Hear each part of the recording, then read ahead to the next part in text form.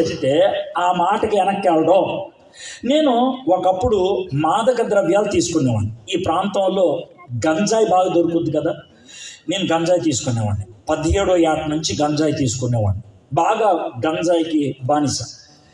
నాకు గంజాయికి డబ్బులు కావాలి కాబట్టి నేను చాలా చెడ్డ పనులు చేశాను.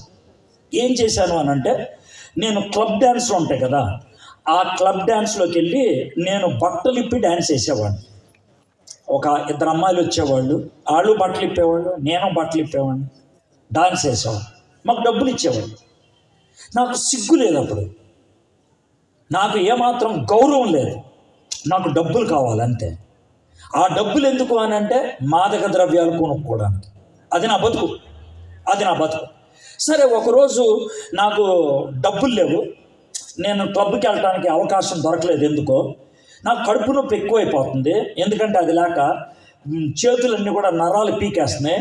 తట్టుకోలేక ఊరేసుకుందాం, చచ్చిపోదామని రైలు పట్టాల దగ్గరికి వెళ్ళాను. దూకేసి చచ్చిపోదామని. రాత్రి 8 గంటలకి ఎవరికి చెప్పాల, కాబట్టి ఎవరు రారు, నేను దూకేస్తూ చచ్చిపోతాను. అంత దూరంలో ట్రైన్ ఉంది, లైట్ పడుతుంది మీద, నేను నుంచొని ఉన్నాను, దూకేయాలి. బహుశా ఇంజిన్ డ్రైవర్ నన్ను చూసినట్లున్నాడు. ఆయన నేను తెలియకుండా నుంచున్నామో కీ అని కొడుతున్నాడు. నేనేం పట్టించుకోవట్లే, అలా నుంచో ఉన్న, దగ్గరకు వస్తే దూకేద్దాం అనేసి. ఇది నా పరిస్థితి. వెనక నుంచి ఎవడో కాలర్ పట్టుకొని లాగాడు. భయం వేసింది నాకు, చీకట్లో కదా, దెయ్యం వచ్చిందేమో అని వెనక్కి తిరిగా. చూస్తేనేమో నా మిత్రుడు, ఆడి పేరు సురేష్. వాడు గట్టి కొట్టాడు నన్ను. నేను కోపం వచ్చి మళ్ళీ కొట్టాను. ఎందుకు కొట్టాను? ఎందుకు చేస్తావురా అని అన్నాడు. నా ఇష్టం అన్నాను గట్టిగా, అని కొట్టాను. అంటే సర్లే, నీ ఇష్టం అన్నావు కదా, చచ్చిపో, మళ్ళీ ట్రైన్ వస్తుంది, చచ్చిపో, ఓ ప్రశ్నకి జవాబు చెప్పి చచ్చిపో అన్నా. ఏంట్రా ప్రశ్న అన్నాడు. ఎందుకు చచ్చిపోదాం అనుకుంటున్నావు? కడుపు నొప్పి ఎక్కువైందిరా, లోన బాధ ఎక్కువైపోయింది, తట్టుకోలేకపోతే చచ్చిపోదాం అనుకున్నా. ఓకే, అది చాలా ఇలాగ మాట. ఓకే, చచ్చిపోరా. అయితే ఒక చిన్న మాట, చచ్చిపోతే నొప్పి పోద్దని ఎవడైనా చెప్పాడా? చెప్పరా. నాకేం చెప్పాలి అర్థం కాల నాకు.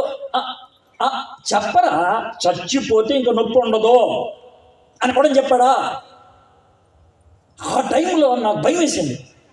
అరే ఒకసారి ఆలోచించరా, చచ్చిపోయిన తర్వాత ఈ నొప్పి అలాగే కొనసాగిందనుకో, ఎల్లకాలం నొప్పిందనుకో, ఎలా ఆలోచించాడు. భయం వేసింది. ఆడు చెయ్యి గట్టుగా పట్టి, రే చెప్పరా, రే చావు సమస్యలకు పరిష్కారం కాదు. ఎందుకు చచ్చిపోదాం? నొప్పి ఎక్కువ. నొప్పిని తీసేది చావు కాదురా, తీయదని. నన్ను ఏం చేయమంటావురా అంటే అప్పుడు యేసయ్య గురించి చెప్పాడు.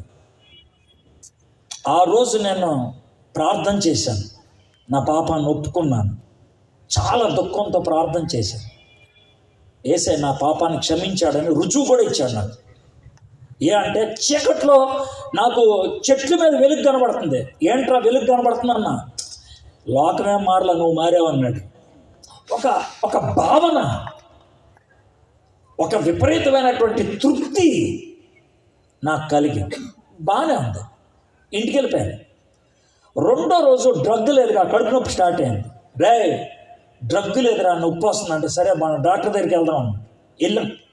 వెళ్తే డాక్టర్ గారికి చెప్పాం, నిజం చెప్పాలి కదా. డాక్టర్ గారు అంటే ఒకేసారి మానేస్తా, సస్తావురా, నేను కొంచెం తగ్గించి నీకు డ్రగ్ ఎక్కిస్తానన్నాడు.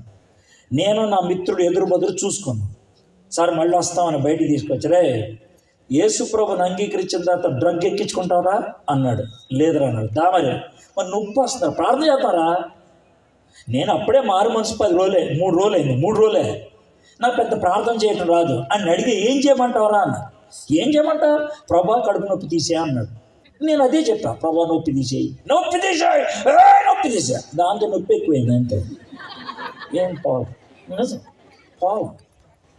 వాడు చెయ్యి గట్టిగా పట్టుకొని నొప్పి పోట్ల తర్వాత చచ్చిపోయేలాగున్నానంటే అదే మాట ఆయన చెప్పు. అదే మాట అంటే ఏంట్రా చెప్పు. దేవా నొప్పి తీసేయండి, లేకపోతే చచ్చిపోయేలాగున్నాను, తీసేసుకోండి అని అడుగు. నీకు వచ్చింది తెలుసా, నా నోటేమట ఆ ప్రార్థన వస్తుంటే పెదాలు వణికిని. నేను దేవుడిని ఏమో అడిగాను తెలుసా ఆ టైంలో, ప్రభా నన్ను తీసేసుకో, ఈ నొప్పి భరించలేకపోతున్నానంటే చావు వచ్చేస్తుందనే భయం, నొప్పి భరించలేనటువంటి బాధ. ఆ మాట చెప్పి, ప్రభా లేదా నువ్వు నన్ను బతికిచ్చు, నీ సాక్షిగా నేను ఉంటాను. ఒక 2 నిమిషాలు అయింది అంతే అలా ప్రార్థన చేసి. తర్వాత ఇలా కొట్టుకోవటం మొదలుపెట్టా. నా మిత్రుడు అనుకున్నాడు వీడు నొప్పి ఎక్కువైపోయి పిచ్చి ఎక్కువైపోయిందని చెయ్యి పట్టుకొని ఏంట్రా అన్నాడు. అగరా అని ఎలా ఏమైందిరా అన్నాడు. నాకు నొప్పి తెలియట్లేదురా అన్నాడు. నొప్పి తెలియట్లేదు. విశ్వాసం ఉంటే పని ఉంటుంది. నేను ఎందుకు ప్రార్థన చేశా? విశ్వాసం ఉంది కాబట్టి.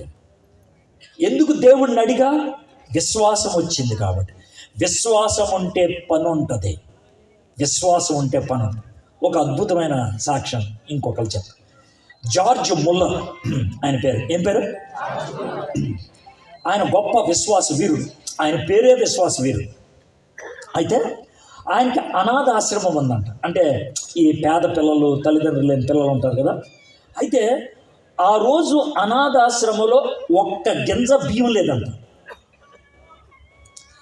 ఈయనకి ఏం చేయాలో అర్థం కావట్లా. వార్డెనమ్మ వచ్చి, సార్ 12 అవుతుంది సార్, పిల్లలు గోడ పెట్టేస్తున్నారు సార్ అంటే, సరే గదిలోకి వెళ్ళి, ప్రభా పిల్లలకి భోజనం లేదు ప్రభా అని గట్టిగా ఏడుస్తుంటే, దేవుడు అన్నాడంట, ఇల్లు నేను భోజనం ఇస్తున్నాను అన్నాడంట మనసు.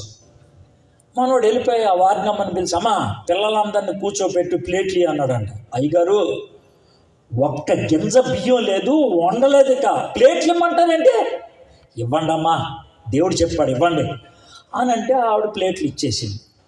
ఈలోగా బయట గేట్ ఉంటుందా, ఎవరో కొట్టారు. ఎవరో గేట్ కొడుతున్నారు తీయండి అని అంటే తీశారు. తీస్తే బయట ఒక ఎద్దుల బండి ఉంది.